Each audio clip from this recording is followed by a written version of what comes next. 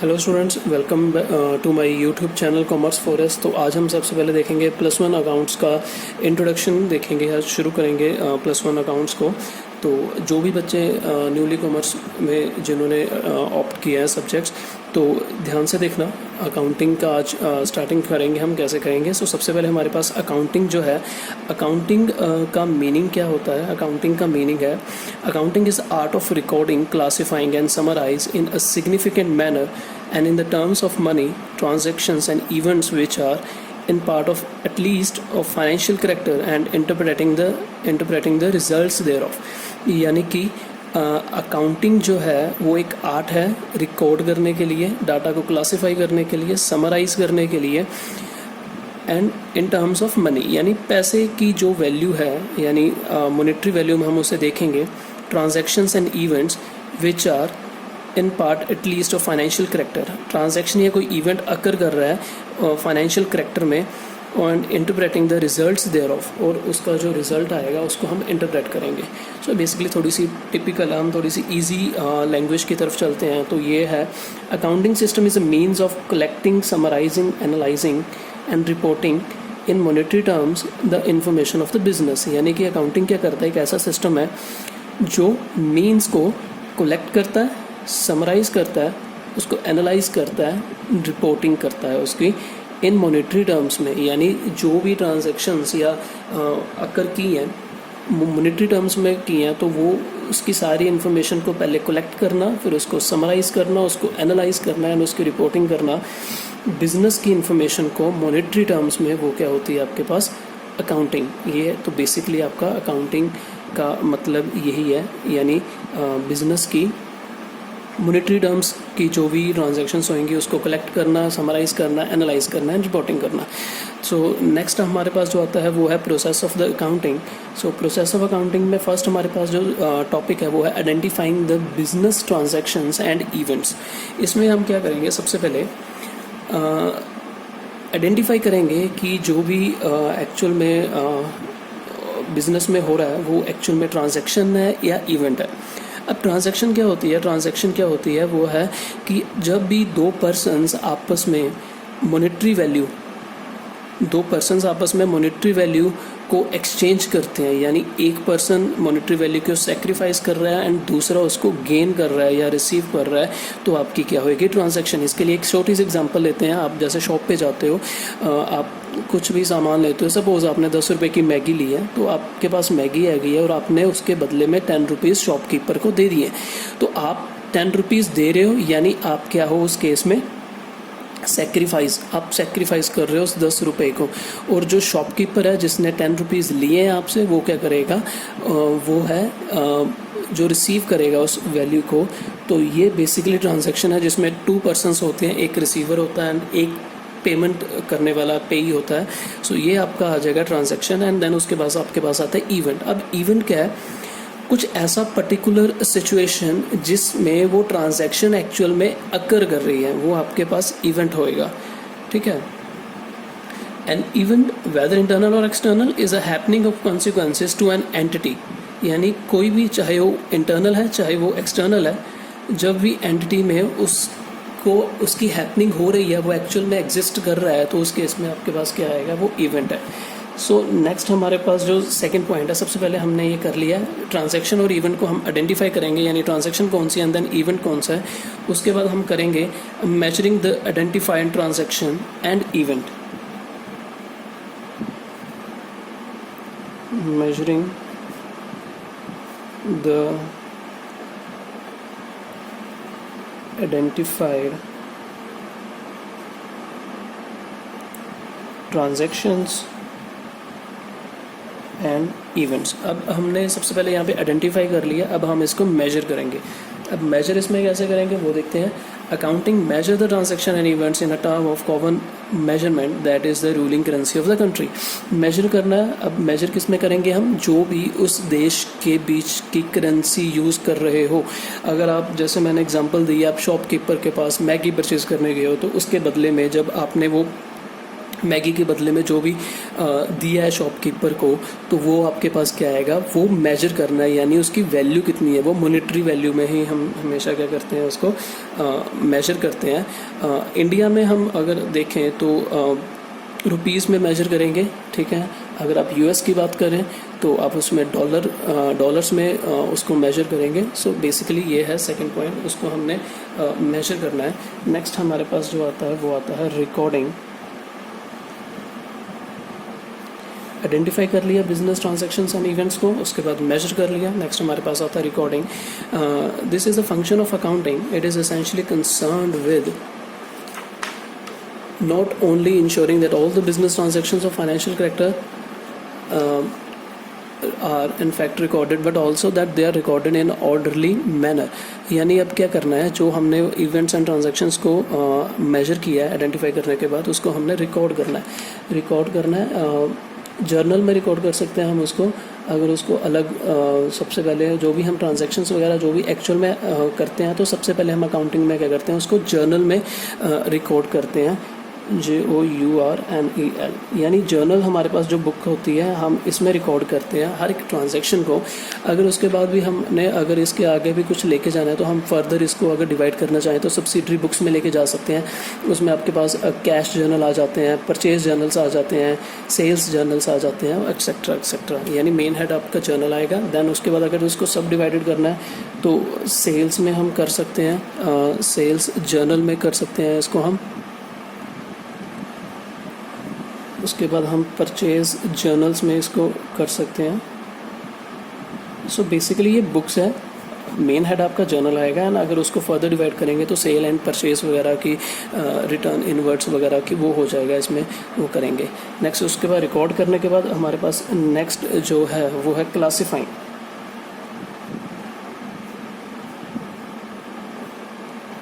अब क्लासीफाइंग में हमने क्या देखना है, क्लासीफाइंग में हमने देखना है कि इसको हमने क्लासिफाई करना है, लेकिन एक सिस्टमेटिकल वे में करना है। ट्रांजैक्शंस बनानी है, जो ट्रांजैक्शंस आई हैं उसको हमने एक ग्रुप बना देना है।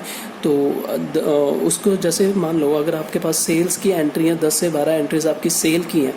सेल यानी जब हम सेल करते हैं किसी पर्सन को, तो उसको हमने क्या करना है, एक हेड में बना देना है, यानी उसकी ग्रुपिंग कर देनी है पूरे की। यानी जो एक सेम रिलेटेड अकाउंट्स के सेम ट्रांजैक्शन के रिलेटेड होएगी, उसको हमने एक ग्रुपिंग में दे देना है।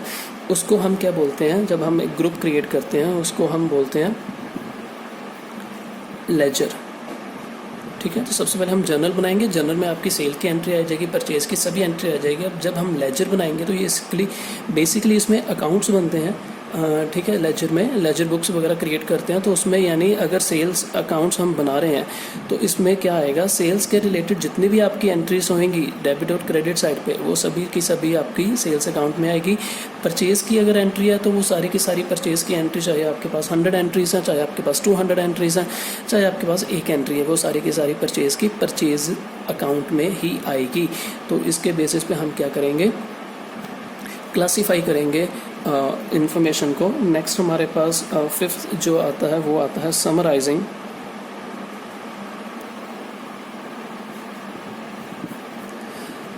अब समराइजिंग का बेसिकली मतलब क्या है कि हम इसको क्या करते हैं, समराइज करेंगे इस वे से, ताकि जो हमारे पास इंफॉर्मेशन आएगी उसको हम इजीली अंडरस्टैंड कर सकें। जो भी हमारे यूज़र्स हैं, जिनको भी हमारी अकाउंटिंग की इन्फॉर्मेशन या फाइनेंशियल इन्फॉर्मेशन चाहिए, वो इजीली उसको अंडरस्टैंड कर सकें, चाहे वो विद इन द ऑर्गेनाइजेशन है, चाहे वो आउटसाइड द ऑर्गेनाइजेशन है। तो इसमें बेसिकली कौन कौन से हम स्टेटमेंट्स क्रिएट करते हैं समराइजिंग के लिए। सबसे पहले हम करेंगे ट्रायल बैलेंस। इसमें हम ट्रायल बैलेंस क्रिएट करते हैं। नेक्स्ट हम इसके बाद करते हैं सेकेंड पॉइंट पे इनकम स्टेटमेंट।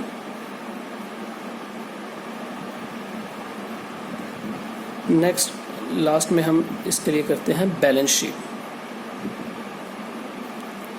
ठीक है, तो ये बेसिकली ये समराइजिंग में हम करेंगे, यानी जो भी आपके पास ऊपर लेजर वगैरह या जर्नल वगैरह क्रिएट करने के बाद जो समराइज का हम करेंगे वो trial balance, income statement and balance sheet में करेंगे, ताकि आपको भी जब आपने बुक्स ऑफ अकाउंट्स देखनी है अपनी बिजनेस की, तो वो आप इजीली उसको पता चल सके आपको कि इनकम स्टेटमेंट में ग्रॉस प्रॉफिट वगैरह कितना आ रहा है, बैलेंस शीट आपकी क्या शो कर रही है, बिजनेस जो है वो लॉसेस में जा रहा है या प्रॉफिट में जा रहा है, तो उसको समराइज़ करेंगे। सो नेक्स्ट हमारे पास जो 6th पॉइंट है वो है एनालाइजिंग।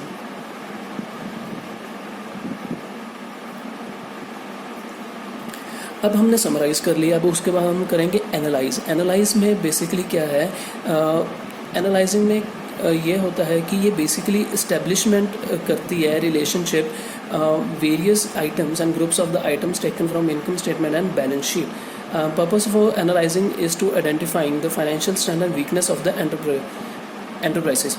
एनालाइज में हम देखेंगे कि इसमें हमें पता चलता है कि बिजनेस बेनिफिट में चल रहा है या लॉसेस में चल रहा है। तो उसमें हम एनालाइज उस पर्पस के लिए करते हैं ताकि हमें थोड़ा सा क्लियरिटी हो जाए समराइजिंग के थ्रू, यानी trial balance, income statement and balance sheet के थ्रू, ताकि बिजनेस हमारा जो है वो बेनिफिट में जा रहा है, हमें आगे कंटिन्यू करना चाहिए या नहीं करना चाहिए। सो एनालाइजिंग का पर्पस ये रहा आगे। सो एनालाइजिंग के बाद जो हमारा नेक्स्ट पॉइंट आता है वो आता है हमारे पास इंटरप्रेटिंग। इंटरप्रेटिंग में क्या होता है, जो फर्स्ट 6 पॉइंट जो हमने किए हैं उसमें चाहे आइडेंटिफिकेशन हो, मेजरिंग हो, क्लासिफाइंग हो, समराइजिंग हो एंड एनालाइजिंग हो, वो सभी के सभी जो पॉइंट्स हैं वो इलेक्ट्रॉनिक डाटा प्रोसेसिंग डिवाइसेस से हम करते हैं। जैसे कंप्यूटर्स वगैरह में हम उसको एंट्रीज करते हैं, काफ़ी सारे सॉफ्टवेयर अवेलेबल हैं मार्केट में जिसमें हम उन ट्रांजेक्शंस को रिकॉर्ड कर सकते हैं। लेकिन जो इंटरप्रेटिंग है, जो अब हम 7th करने जा रहे हैं, वो है इंटरप्रेटिंग। ये बेसिकली अकाउंटेंट जो होते हैं वो करता है इसमें इंटरप्रेट क्या करेगा, वो बताता है उसके रिगार्डिंग कि जो स्टेटमेंट शो कर रही है बिजनेस की, यानी जो अकाउंटिंग उसकी जैसे हमने पीछे किया है ट्रायल बैलेंस हो गया आपका, income statement and balance sheet, उसको देख के वो बताता है कि कंपनी को उसके बाद अगर वो प्रॉफिट में जा रही है तो कौन से डिसीजन लेने चाहिए ताकि वो प्रॉफिट को मैक्सिमाइज कर सके, यानी ज़्यादा से ज़्यादा कर सके। अगर प्रॉफिट उसको कम हो रहे हैं तो उस केस में वो कौन से डिसीजन ले ताकि वो जो लॉसेस हो रहे हैं हमें, वो उसको हम लॉसेस को मिनिमम कर सकें और ज़ीरो या प्रॉफिट में कन्वर्ट कर सकें। तो बेसिकली इंटरप्रेटिंग का जो है वो अकाउंटेंट ही करेगा।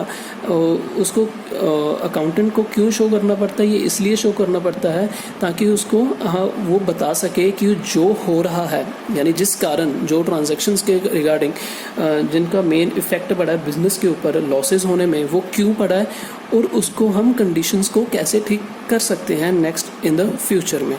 ठीक है। सो नेक्स्ट हमारे पास जो है लास्ट पॉइंट वो है कम्युनिकेटिंग।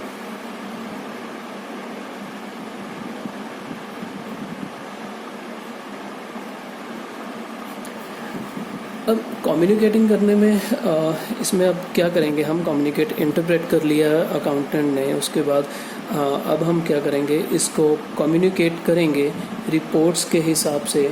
चाहे आप डायग्राम्स यूज़ कर सकते हो, ग्राफ्स यूज़ कर सकते हो, फंड फ्लो स्टेटमेंट्स वगैरह कर सकते हो। कम्युनिकेट करेंगे हम इसको, इस पूरी इन्फॉर्मेशन को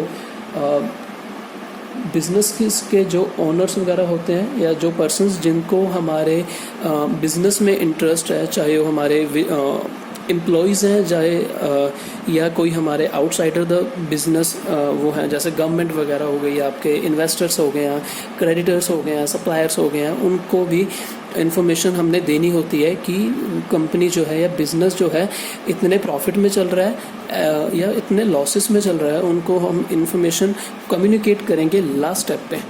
ठीक है स्टूडेंट्स, तो ये थे हमारे प्रोसेस अकाउंटिंग की। नेक्स्ट जो हमारे पास टॉपिक है वो है objectives of accounting. Objectives of accounting. अब अकाउंटिंग करने के ऑब्जेक्टिव्स, उसके फ़ायदे क्या हैं वो देखेंगे हम, मेन पर्पस क्या है उसका। सो सबसे पहले हमारे पास जो इसका है वो है to keep systematic record. So first point में क्या है, हमारा पास यहाँ पे क्या है कि जो इसका जो इसका रिकॉर्ड करते हैं हम, यानी जो ट्रांजैक्शंस हम करते हैं वो रिकॉर्ड करते हैं, वो एक सिस्टमेटिक वे में करते हैं फाइनेंशियल ट्रांजैक्शंस को। अगर अकाउंटिंग नहीं है हमारे पास तो जैसे हमने पीछे किया है कि जर्नल पे हम सबसे पहले एंट्री डालेंगे एंड देन जर्नल के बाद हम उसको अगर सब्सिडरी बुक्स में ट्रांसफ़र करते हैं तो उसमें सेल बुक अलग से हम क्रिएट करेंगे जिसमें सिर्फ सेल्स की एंट्री आएगी, परचेज बुक क्रिएट करेंगे जिसमें सिर्फ परचेज की एंट्री आएगी। सो ये सारा फंक्शन किसमें, अकाउंटिंग में। अगर हम सपोज़ करो कि अकाउंटिंग हमारे पास नहीं होती तो सेल की एंट्री भी आपकी बीच में ही हो जानी थी, परचेज की एंट्री भी बीच में हो जानी थी, बाकी ट्रांजैक्शंस की एंट्रीज भी बीच में ही हो जानी थी, जिसके लिए वो क्या था, आप इजीली उस चीज़ को समझ अंडरस्टैंड नहीं कर पाएंगे। इसलिए अकाउंटिंग का फर्स्ट जो ऑब्जेक्टिव है वो क्या है, सिस्टमेटिक रिकॉर्ड, यानी एक सिस्टमेटिकली वे के साथ हम जो है वो रिकॉर्ड्स को मेंटेन करके रखते हैं। देन हमारे पास जो सेकंड है वो है to protect the business properties, to protect the business properties. अब इसमें क्या है कि अकाउंटिंग जो है बिजनेस प्रॉपर्टीज़ को अनजस्टिफाइड करने से बचाता है, अनवारंटेड यूज़ करने से बचाता है।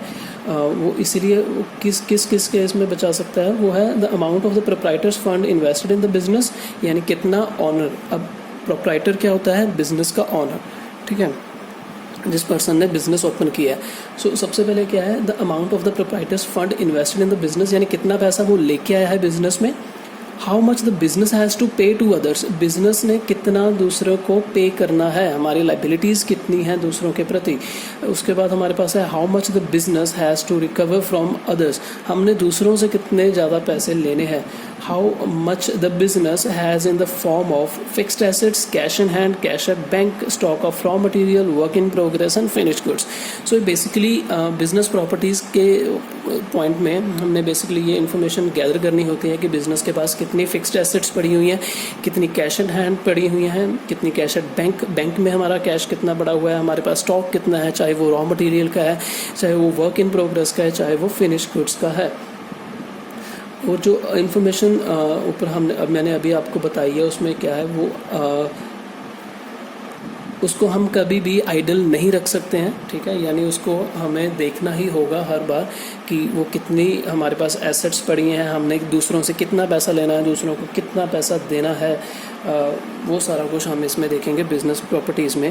थर्ड पॉइंट जो हमारे पास आता है वो है to ascertain the financial position of the business, to ascertain the financial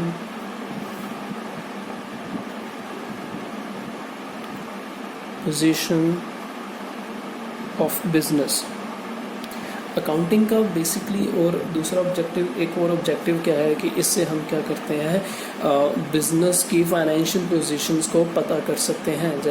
जैसे हमने अभी पहले किया है कि बैलेंस शीट और इनकम स्टेटमेंट जो हमने देखी थी उसके थ्रू हमें पता चलता है कि बिज़नेस के पास कितना प्रॉफिट हो रहा है, एक पर्टिकुलर पीरियड ऑफ टाइम में कितना प्रॉफिट हो रहा है, कितने उसके लॉसेज हैं, कितने एक्सपेंसेस हैं, वो सारा इसमें अकाउंटिंग के थ्रू हम पता कर सकते हैं। बैलेंस शीट एक ऐसी स्टेटमेंट है, अगर हम बैलेंस शीट की बात करते हैं तो एक ऐसी स्टेटमेंट है जिसमें assets and liabilities of the business हम देखते हैं ऑन अ पर्टिकुलर डेट, ठीक है। ये बेसिकली बैलेंस शीट जो होती है ये एक्ट करती है एज अ बैरोमीटर। बैरोमीटर आपने लास्ट क्लास में पढ़ा होगा बैरोमीटर क्या होता है। सो उसके हिसाब से ये बिज़नेस की हेल्थ देखती है कि बिज़नेस की हेल्थ अच्छी है या बुरी है, यानी अगर उसके पास एसेट्स ज़्यादा हैं तो उस केस में बिज़नेस अच्छा काम कर रहा है, अगर उसके पास लाइबिलिटीज़ ज़्यादा हैं, लाइबिलिटीज़ यानी जो हमने किसी दूसरों को पे करनी होती हैं, अगर लाइबिलिटीज़ ज़्यादा हैं तो उस केस में बिज़नेस की पोजीशन जो है वो थोड़ी सी ख़राब है। तो उसके पास हमारे पास जो नेक्स्ट आता है पॉइंट वो है to facilitate rational decision making. अब अकाउंटिंग में रैशनल का मतलब क्या होता है? रैशनल का सिंपल मतलब अगर हम देखेंगे तो रैशनैलिटी या रैशनल का मतलब है कि समझदार, यानी हर एक छोटे से छोटे पहलू को देखने के बाद हम अपनी माइंड के अकॉर्डिंगली, अपनी बेस्ट नॉलेज के हिसाब से डिसीजन लेते हैं। सो अकाउंटिंग इस टाइप पे क्या करती है, जैसे हम टास्क, अकाउंटिंग का मेन पर्पस क्या है, इन्फॉर्मेशन को कलेक्ट करना, एनालाइज करना, रिपोर्ट करना, ठीक है, टाइम टू टाइम हम देते हैं। तो इस केस में क्या है, हमें हेल्प होती है। सपोज जैसे हमने देखा balance sheet at the end क्या करते हैं हम, हमें हेल्प करती है बैलेंस शीट जानने के लिए कि बिज़नेस की जो फाइनेंशियल पोजीशन है कैसी है, यानी बिज़नेस प्रॉफिट में जा रहा है या लॉसेस में जा रहा है। तो उस केस में अगर वो प्रॉफिट में जा रहा है तो हम उस कंडीशन को देखते हुए आगे के डिसीजन लेंगे कि और कौन कौन सी ऐसे डिसीजन ले सकते हैं ताकि वो प्रॉफिट को मैक्सिमाइज कर सकें। और अगर दूसरे ऑन द अदर हैंड अगर बैलेंस शीट शो कर रही है कि बिजनेसेस की लाइबिलिटीज़ ज़्यादा हैं एसेट्स के मुकाबले, तो तब भी हम एक ऐसा रैशनल डिसीजन लेंगे जिसके थ्रू हम लाइबिलिटीज़ को कम कर सकते हैं, ठीक है। तो ये basically objectives of the business थे। कैसे कैसे हमने क्या करना है, एक तो सिस्टमेटिक रिकॉर्ड हम मेंटेन कर सकते हैं, बिजनेस की प्रॉपर्टी को प्रोटेक्ट कर सकते हैं इसके थ्रू, फाइनेंशियल पोजीशन का हमें पता चलता है, एंड रैशनल डिसीजन मेकिंग का भी हमें पता चलता है कि कौन कौन से डिसीजन हमने कैसे लेने हैं। सो नेक्स्ट टॉपिक जो हमारे पास है वो है यूज़र्स ऑफ अकाउंटिंग इन्फॉर्मेशन, यानी कि जो हमने अकाउंटिंग इन्फॉर्मेशन हम तैयार करते हैं, चाहे वो trial balance, balance sheet and income statement है, उसके यूज़र्स कौन कौन से हैं, यानी उसको यूज़ कौन कौन से पर्सनस करेंगे। ये बेसिकली 2 टाइप्स के होते हैं, इंटरनल यूज़र्स एंड दूसरे होते हैं एक्सटर्नल यूज़र्स, ठीक है। सो 2 यूज़र्स बेसिकली हमारे पास होंगे जो हमारे बिजनेस की इंफॉर्मेशन को यूज़ करेंगे, ठीक है। तो उसके बारे सबसे पहले हम देखते हैं इंटरनल यूज़र्स कौन कौन से होंगे। इंटरनल यूज़र्स होंगे जो कि हमारे within the organisation work कर रहे हैं, वो हमारे सारे इंटरनल यूज़र्स होंगे। उनमें से जैसे आपके एम्प्लॉयज़ हो सकते हैं, वो सारे वगैरह इस केस में आ जाएंगे। मिडिल लेवल मैनेजमेंट हो सकते हैं, top level and lower level management के एग्जीक्यूटिव्स हो सकते हैं। उन वो क्यों इसमें यूज़र्स को जो हैं इंटरनल यूज़र्स वो क्यों इफ़ेक्ट करेंगे इसको, क्योंकि उन्होंने बेसिक डिसीजंस लेने होते हैं बिज़नेस के रिगार्डिंग। अगर फ्यूचर में हमने बिज़नेस को रन करना है तो कैसे करेंगे, कौन कौन से स्टेप्स टेकन ओवर करने पड़ेंगे, सो वो अकाउंटिंग इन्फॉर्मेशन को करेंगे। नेक्स्ट हमारे पास जो आता है वो आता है external user. External user basically 2 types के हैं, users directly concern with and the users indirectly concern. Directly concern यानी वो जो डायरेक्ट वे के साथ बिजनेस के साथ ज्वाइंट हुए हैं। सबसे पहले आ गया क्रेडिटर्स। क्रेडिटर्स वो पर्सन्स होते हैं जिनसे हमने कुछ पेमेंट्स वगैरह या कुछ सामान वगैरह, रॉ मटेरियल वगैरह पर लिया होता है और उनको हमने पे करना होता है, वो हमारे पास क्रेडिटर्स आ जाएंगे। नेक्स्ट उसके बाद आते हैं इन्वेस्टर्स। इन्वेस्टर्स क्या हैं? इन्वेस्टर्स वो हैं जो अपने पैसे को हमारी बिजनेस में लगाते हैं। सो ये दोनों, अगर हमारे जो प्रेजेंट इन्वेस्टर्स हैं उनको भी, वो भी डायरेक्टली हमारी अकाउंटिंग इन्फॉर्मेशन देखेंगे, क्योंकि वो हमारे बिज़नेस की ग्रोथ के अकॉर्डिंगली ही पैसा इन्वेस्ट करेंगे। अगर हमारे पास हमारा बिज़नेस अच्छा काम कर रहा है, बिज़नेस के रिवॉर्ड्स जो हैं, प्रॉफिट्स अच्छे आ रहे हैं, तो नेक्स्ट वो फर्दर पैसा इन्वेस्ट करेंगे। नेक्स्ट उसके बाद आ गया एम्प्लॉयज़।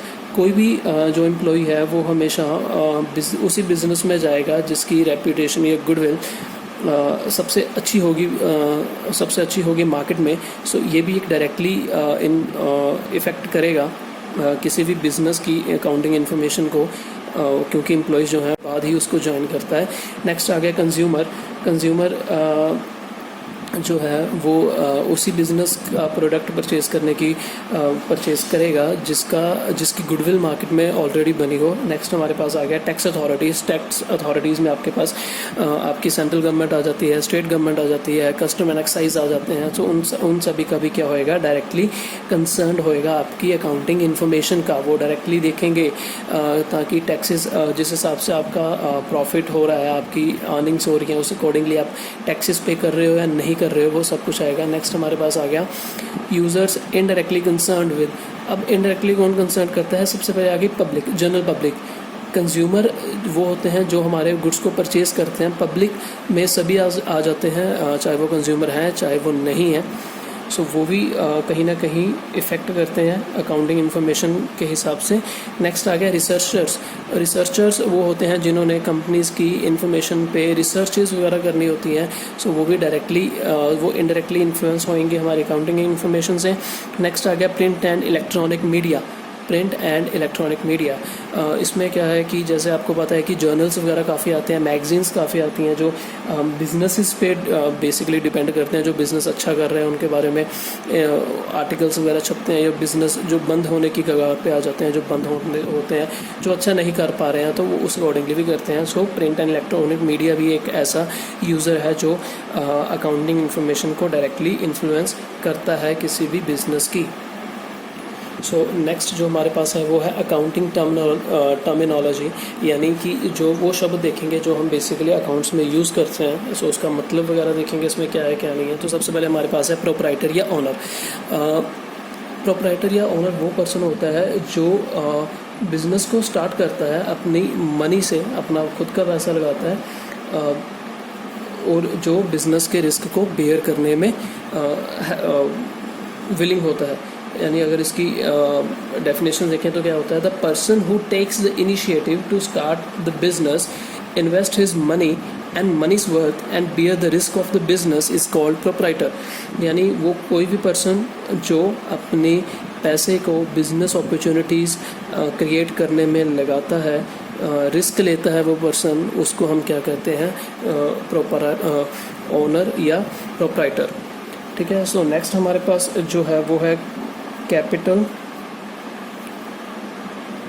अब कैपिटल का मतलब क्या होता है, आप 10th में जो पढ़ के आए हो, कैपिटल का जो शब्द है वो है राजधानी, आपने देखा होगा, पढ़ा होगा उसमें। सो यहाँ पे कैपिटल का मतलब क्या होता है, वो पैसा जो that amount of invested by the proprietor into the business, यानी कि वो अमाउंट जो एक पर्सन या प्रोप्राइटर बिजनेस में इन्वेस्ट करता है बिजनेस को चलाने के लिए, सो वो क्या होता है, कैपिटल होता है।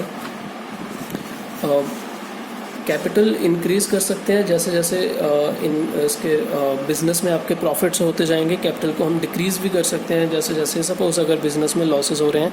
सो थर्ड पॉइंट हमारे पास है ड्राइंग्स।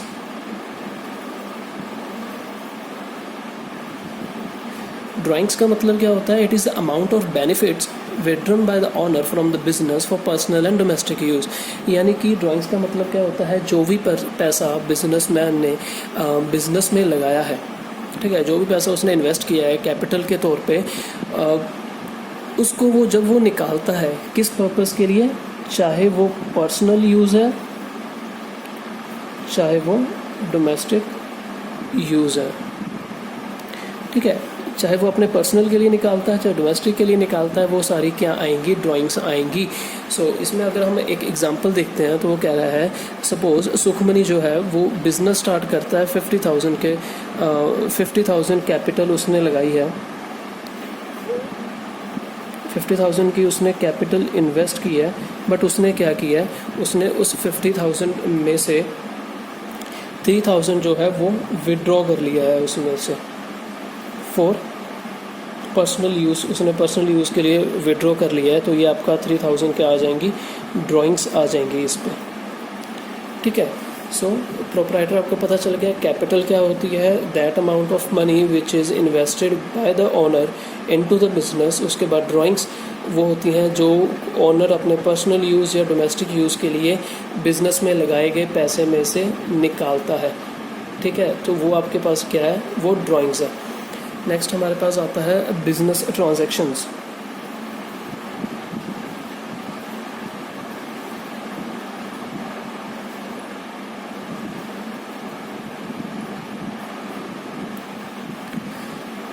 बिजनेस ट्रांजैक्शन अब देखेंगे ये क्या है, any exchange of goods and services for cash और on credit by the business with any other person in a business transaction. यानी इसमें क्या कह रहा है, कोई भी पर्सन, जब हम किसी पर्सन के साथ भी गुड्स या सर्विसेज को एक्सचेंज करते हैं कैश पे चाहे क्रेडिट पे, किस पे एक्सचेंज करेंगे, कैश और क्रेडिट पे। कैश मीन्स हम कैश पे कर रहे हैं या कैश ले रहे हैं उससे, क्रेडिट मीन्स उधार के तौर पे, यानी हम सामान ले रहे हैं या उसको दे रहे हैं, बट जो कैश है वो हम नियर इन द फ्यूचर में उससे लेंगे। सो वो अब हम जब इसको करेंगे या कैश पे करेंगे या क्रेडिट पे कोई भी सामान एक्सचेंज करेंगे तो वो क्या होता है, किसी और पर्सन को अगर के देते हैं तो वो क्या है, बिजनेस ट्रांजैक्शंस, ठीक है। सो ये बिजनेस ट्रांजैक्शंस कहलाएगी वो। नेक्स्ट हमारे पास आता है डेटर्स। डेटर्स जो होते हैं हमारे पास, डेटर्स को अगर हम सिंपल वर्ड्स में करें तो डेटर्स वो पर्सन होते हैं जिसको हमने सेल की होती है और हमने उससे पेमेंट लेनी होती है, बट स्टिल उसने अभी तक पेमेंट नहीं की है, ठीक है। सो वो हमारे पास डेटर्स होंगे, यानी जिनसे हमने पैसे लेने होते हैं, उसको हम डेटर्स कहते हैं। इसको अगर इसका डेटर्स को दूसरे नाम से हम अगर देखते हैं तो इसको हम सन्ड्री डेटर्स भी कहते हैं, ठीक है। सन्ड्री डेटर्स या डेटर्स कौन होते हैं? जिससे हमने पेमेंट्स लेनी होती है, हमने अमाउंट्स ड्यू की होती है, उसको गुड्स एंड सर्विसेज दी होती हैं, उसके बदले उसने हमें पेमेंट्स देनी होती है। सो ये आपके आ गए डेटर्स। नेक्स्ट आ गया क्रेडिटर्स।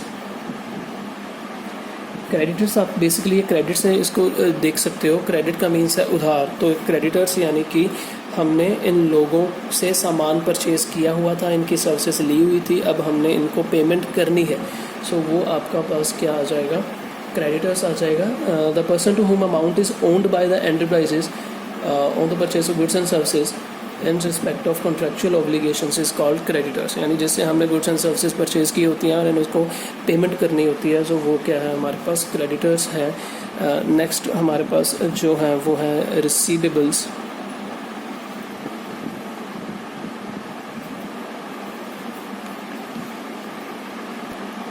सो रिसीवेबल का मतलब क्या होता है कि जब भी हम किसी पर्सन को सेल करते हैं तो हमने उससे पैसे लेने होते हैं, बट वो पैसा नहीं देता है, उसके बदले एक बिल क्रिएट करके हमें दे देता है शॉर्ट पीरियड के लिए, लेस देन 1 ईयर के लिए। और उस पीरियड को जब हम वो पीरियड ख़त्म हो जाता है उसके बाद हमें पेमेंट मिल जाती है, वो आपका क्या बनता है? रिसीवेबल बनता है, ठीक है। सो अगर इसमें हम एक एग्जांपल देखते हैं तो सपोज़ हम किसी को पेमेंट कर रहे हैं, पेमेंट नहीं कर रहे हैं, उसको हमने सेल किया है, बट वो कैश के बदले हमें एक बिल ड्रॉ करके दे देता है कि मैं 3 महीने बाद या 4 महीने बाद इसकी पेमेंट करूंगा। तो वो जो बिल हमारे पास आएगा वो हमारा क्या होता है? रिसीवेबल होता है, यानी ये हमारी एसेट है, हमने उससे पैसे लेने होते हैं। नेक्स्ट हमारे पास आ गया पेबल। अब रिसीवेबल्स के ऑपोजिट है हमारे पास पेबल्स। पेबल्स क्या है? अगर हम एग्जांपल के से समझाऊँ तो अब मान लो 2 पर्सन्स हैं, शर्मा एंड खान। शर्मा ने क्या किया? गुड्स सेल किए हैं खान को क्रेडिट पे, ठीक है। उसने सेल किया खान को क्रेडिट पे, यानी उसमें कैश इंक्लूड नहीं है। और शर्मा क्या है? वो एक बिल ड्रॉ करता है खान पे। ये एक बिल ड्रॉ करेगा खान पे पेमेंट के लिए। ये बिल ड्रॉ करेगा, यानी शर्मा ने, अब खान ने इसको पेमेंट करनी है, बट खान ने क्या किया? शर्मा ने क्या किया? बिल ड्रॉ कर दिया। अब इस पर्सन ने तो पेमेंट लेनी थी, तो ये इसके लिए ये बिल क्या बन जाएगा? रिसीवेबल्स। और खान के लिए वो जो बिल है वो बन जाएगा पेबल। यानी इसने पेमेंट करनी है, जिस पर्सन ने पेमेंट करनी होती है वो पेबल आएगा, वो बिल्स पेबल शो करेगा। एंड जिस पर्सन ने रिसीव करनी होती है वो आएगा रिसीवेबल्स, ठीक है। आई होप इससे आपको पता चल जाएगा। थोड़ी सी एग्जांपल है छोटी सी। सो ये हैं बिल्स, रिसीवेबल एंड पेबल्स। सो इस वीडियो में फ़िलहाल इतना ही है। बाकी का जो हमारा टॉपिक रहेगा वो हम नेक्स्ट वीडियो में कवर करेंगे। आई होप आपको समझ आ गया होगा। अगर समझ नहीं आ रहा है तो डिस्क्रिप्शन में मेरी मेल आईडी दी हुई है, या नीचे आप कमेंट सेक्शन में जाके लिख सकते हो इन सभी के बारे में, जो भी आपको क्वेरीज वगैरह नहीं पता चल रही हैं। Thank you.